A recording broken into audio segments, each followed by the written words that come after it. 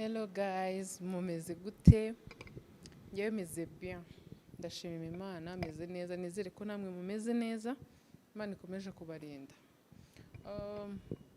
Hari abantu benshi cyane abafana banjye, abantu bo mu muryango, inshuti benshi cyane bagiye bambwira ngo kubera iki ngo udafungura YouTube channel tujye tukurebaho nawe usohore na filime zawe byinshi cyane.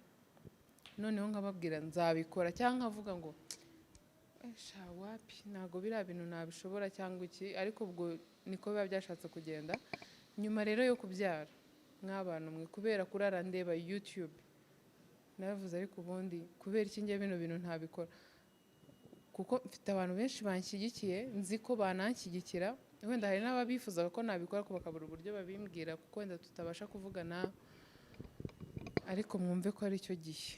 Ubu ngubu naje nje, man munyitege, mumbabarire gusa mumfashe, mukore subscribe, share, comment, munshyigikire. Ujye muri comment wandike ikintu cyose unyibazaho, cyose ariko cyose nzi ko ngomba kugisubiza cyangwa nkanagikoraho. Ikintu ubona nakora hari icyo cyamarira abandi umbwire, ndi tayari kubera mwebwe.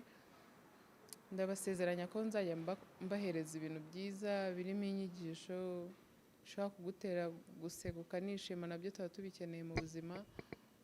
Ushobora kwibaza se Neri yakuze gute cyangwa se KECAPU akiri umwana byari bimeze gute, ibintu nk'ibyo ngibyo. Hari ibintu nzi wenda ntigize nshyira hanze, cyangwa se hari n'icyo nakuganiriza ukavuga uti ko ngewe byari bigeze ahangaha nanjye reka mbikore gutyo.